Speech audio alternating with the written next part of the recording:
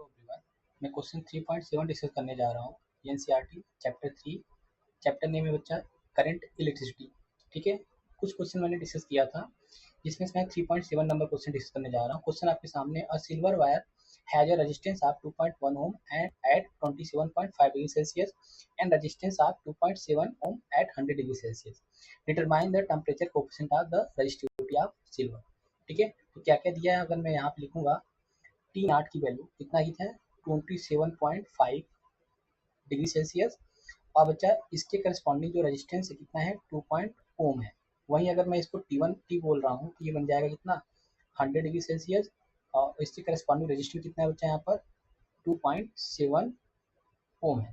ठीक है, अब इसमें कह रहा है अल्फा की वैल्यू निकालने के लिए, किसकी वैल्यू निकालना है अल्फा। तो हमने आपको फॉर्मूला बताया था R equal to R naught times alpha T minus T naught. ठीक, देखो ये मैंने यहाँ पे रेजिस्टिविटी ऑफ सिल्वर बोल रहा है बच्चा, determine the temperature coefficient of resistivity of silver.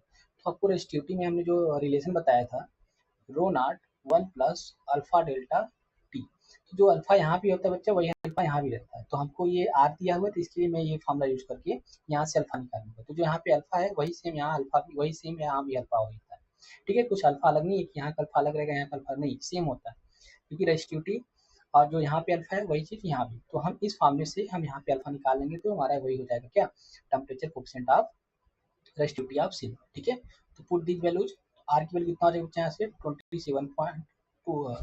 2.7, are not की वैल्यू हो जाएगा 2.1 प्लस इट बिकम्स 2.1, अल्फा को अल्फा ही रहने दो।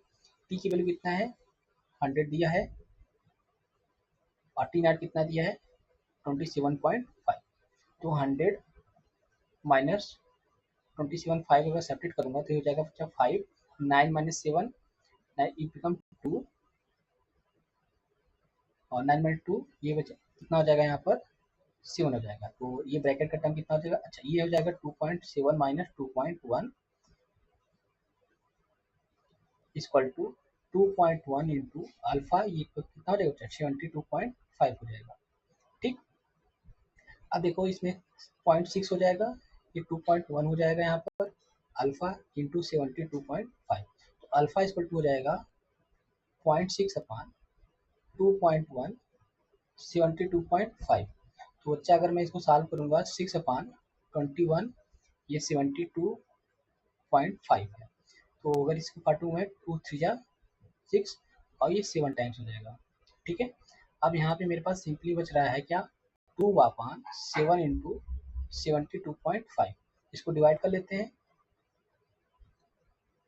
इसको डिवाइड कर लेते हैं, मेरे पास कितना मिल जाएगा देखो, अल्फा की वैल्यू 2 डिवाइडेड बाई 7, मेरे को कितना मिल जाएगा यहाँ पर, मेरे को ये मिल रहा है 0.2857। ठीक, यहाँ तक ले रहा हूँ, अपान ये बच्चा हो जाएगा 72.5। अब इसी में डिवाइड कर दूंगा किससे 72.5 से, मेरे को मिल जाएगा कितना बच्चा, अल्फा इक्वल टू मिल जाएगा 3.94 इंटू 10 पावर माइनस 3। इसका मतलब बच्चा 10 पावर माइनस 3 है। ठीक है, तो इसको फिर से सिंप्लीफाई करूंगा, मेरे को मिल जाएगा क्या 0.00394 डिग्री सेल्सियस इनवर्स।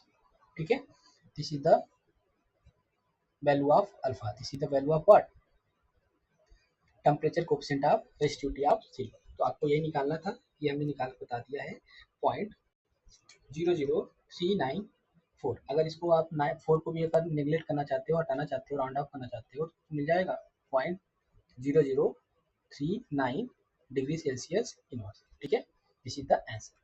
अब नेक्स्ट वीडियो में बच्चा मैं नेक्स्ट क्वेश्चन डिस्कस करूंगा 3.8। Thank you.